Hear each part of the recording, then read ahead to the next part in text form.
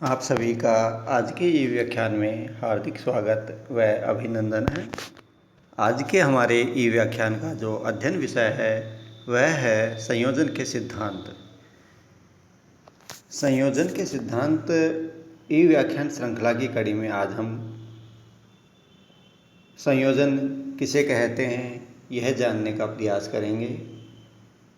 साथ ही जानेंगे कि संयोजन के जो सिद्धांत हैं वो कौन कौन से हैं व उनका किस तरह से प्रयोग होता है। इस महत्वपूर्ण कड़ी में हम सबसे पहले संयोजन के जो सिद्धांत हैं उनको समझेंगे। संयोजन दो अथवा अधिक कला तत्वों की मधुर योजना को कहते हैं जिनमें एक तत्व की प्रधानता रहती है। चित्र संयोजन में चित्र के तत्व रेखा, रूप, रंग, तान, पोत व अंतराल इत्यादि को सुनियोजित करके कलाकार सशक्त अभिव्यक्ति व सृजन कर सकता है।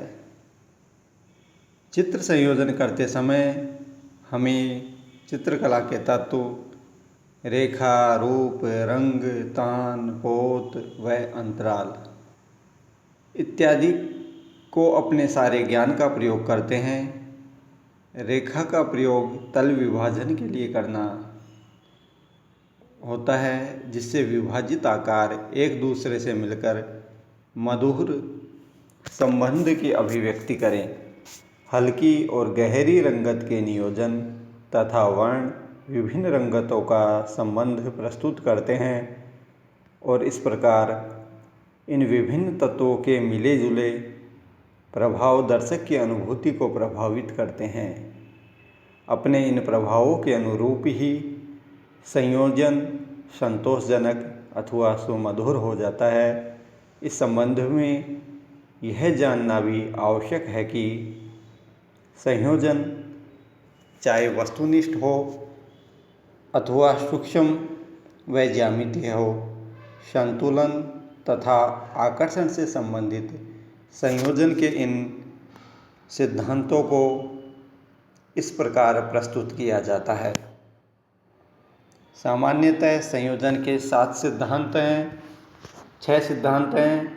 पहला है सहयोग, दूसरा है सामंजस्य, तीसरा है संतुलन, चौथा है प्रभाविता, पांचवा है प्रवाह और छठा है प्रमाण। इस तरह से संयोजन के 6 सिद्धांत स्पष्ट होते हैं। पहला सहयोग, दूसरा सामंजस्य, तीसरा संतुलन, चतुर्थ प्रभाविता, पंचम प्रवाह और षष्ठम प्रमाण। तो हमने देखा कि संयोजन सामान्यतः जब हम एक कलाकृति में चित्रकार एक चित्रकृति में अपने भाव को व्यक्त करता है तो कलाकार अपने भावों को व्यक्त करने के लिए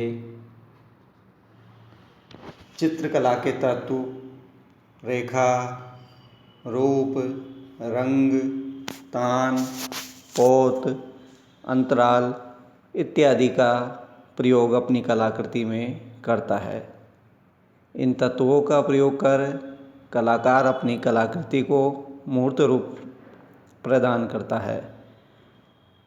तो संयोजन इन तत्वों की एक मधुर योजना को कहते हैं जिनमें एक कृति में कलाकार अपने भावों को व्यक्त करने के लिए जब जो चित्रकला के तत्व हैं 2 या 2 से अधिक तत्वों का उपयोग कर किसी कलाकृति का सृजन करता है तो वहाँ संयोजन प्रस्तुत होता है। संयोजन सामान्यतः कला के जो तत्व हैं उनकी एक मधुर योजना है जिनमें कम से कम 2 या 2 से अधिक तत्वों का मधुर सामंजस्य होता है। ये तत्व कलाकृति के संयोजन में एक तरह से आटे में नमक की तरह घुल मिल जाते हैं और ठीक उसी तरह कलाकृति के संयोजन में कला के जो तत्व हैं वो भी ठीक उसी तरह पिरोए होते हैं कि उनको पृथक पृथक अस्तित्व रहते हुए भी इन तत्वों का वो एक दूसरे से घनिष्ठ संबंध सिद्ध करते हैं। तो हमने यहाँ जाना कि जो संयोजन के सिद्धांत हैं वो किस तरह से कलाकृति के जो तत्व हैं, कला के जो तत्व हैं, उनकी मधुर योजना को स्थापित करने में सहायक होते हैं। और ये सभी संयोजन के सिद्धांत कला के तत्वों को एक कृति में संयोजित रखने के लिए अति आवश्यक हैं। संयोजन के 6 सिद्धांत हैं: सहयोग, सामंजस्य, संतुलन, प्रभाविता, प्रवाह व प्रमाण।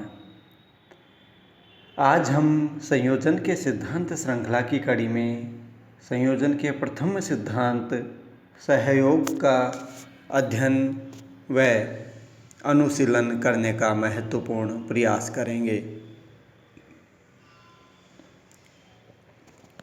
जो सहयोग है उसको एकता का सिद्धांत भी कहा जाता है। सहयोग का अर्थ है कि चित्र संयोजन के विभिन्न तत्वों में अनुभूत एकता, समानता तथा एक प्रकार का संबंध जो समस्त संयोजन को एकता के सूत्र में पिरोए रहता है। चित्र के विभिन्न तत्वों के इन तर्क सम्मत संबंध को सहयोग कहते हैं।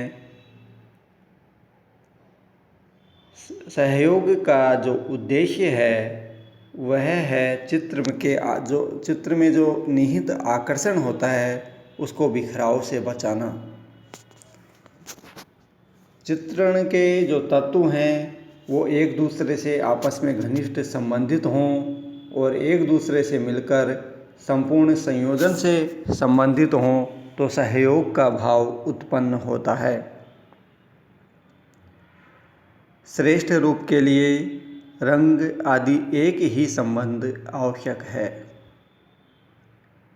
चित्र में अनेक आकृतियाँ व रंग इस प्रकार गुथे होने चाहिए कि वे एक संयोजित या एक संयोजन में प्रतीत हों। इस प्रकार सहयोग यदि रूप का गुण है तो वह मुख्य दृष्टिकोण है, अर्थात जो दिखाई पड़ता है वही मानसिक व नंदतिक अर्थात सौंदर्यात्मक गठन का प्रतीक है। अतः चित्र की विषय वस्तु कुछ भी हो सकती है, किंतु उसकी सफल अभिव्यक्ति के लिए दृश्य रूप में सहयोग का होना अति आवश्यक है।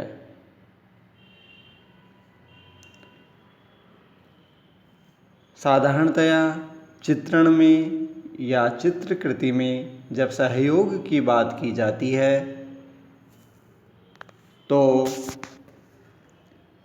चित्र के सभी तत्व रेखा, रूप, रंग, तान, पोत व अंतराल में सहयोग या एकात्म्य के लिए आकारों का दोहराव, तत्वों का एक दूसरे के साथ जुड़ाव, एक ही पैटर्न, रंगों व चित्र के चारों ओर की सीमा रेखा आदि का भी प्रयोग किया जाता है। कलाकृति रिक्त स्थान का सही प्रयोग भी एकता बनाने में सहायक होता है। चित्र रचना में सहयोग के दो स्वरूप सक्रिय सहयोग व निष्क्रिय सहयोग के रूप में निर्धारित किए जाते हैं। तो इस तरह से आपने समझा कि सहयोग का जो सिद्धांत है उसको सामान्यतः एकता का सिद्धांत भी कहा जाता है। जो एकता का सिद्धांत है वो मुख्यतः चित्रण में जो चित्रकला के जो तत्व होते हैं उन सभी तत्वों रेखा, रंग, तान, पोत और अंतराल ये आपस में परस्पर विविधता लिए हुए होते हैं, पर सहयोग या एकता के सिद्धांत के कारण ही इन तत्वों में ये तत्व एकता के सूत्र में पिरोए जाते हैं। तो यह जो सहयोग का सिद्धांत है वह चित्र संयोजन को एकता के सूत्र में पिरोने का कार्य करता है। एक सूत्र में चित्र की विषय वस्तु को चित्र के भाव व कला पक्ष को बांधने का कार्य सहयोग का सिद्धांत करता है। एक सफल कलाकृति में सहयोग का जो सिद्धांत है, एकता का जो सिद्धांत है वह अति आवश्यक है।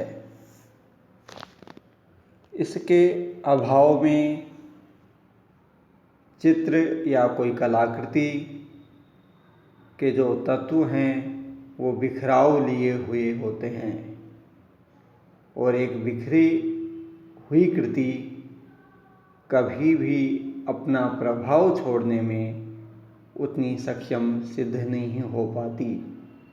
उसकी प्रभाविता बिखराव के कारण बिखर जाएगी और वह यदि चित्र के जो तत्व हैं वो एक सूत्र में पिरोए हुए हैं तो वह एक अच्छी प्रभाविता लिए हुए चित्र के सौंदर्य को द्विगुणित करती है, अपने भाव को अधिक स्पष्ट करने में सक्षम सिद्ध होती है। जिस तरह से अलग अलग मोती अपना पृथक अस्तित्व रखते हैं और वो जब एक माला में पिरो दिए जाते हैं, जब वो एक सूत्र में बंध जाते हैं तो वह माला का स्वरूप प्राप्त करते हैं और अपनी आभा से माला के एक सूत्र में आकर के माला के रूप में शोभायमान होते हैं और गले का हार बनते हैं। ठीक उसी तरह चित्रकला के ये सभी तत्व एक सूत्र में आकर कलाकृति के सौंदर्य को द्विगुणित करने में सहायक सिद्ध होते हैं।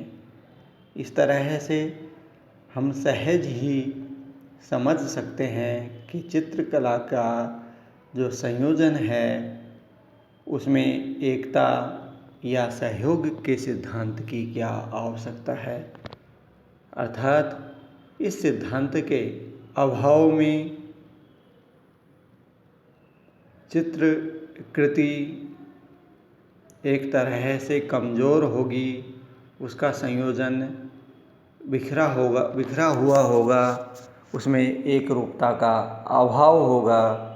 इस तरह से चित्रकृति में सक्रिय सहयोग व निष्क्रिय सहयोग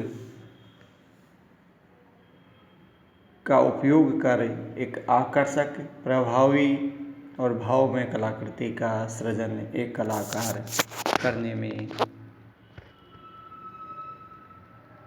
सिद्ध होता है या करने में सफल सिद्ध होता है। धन्यवाद एवं शुभ दिवस। धन्यवाद।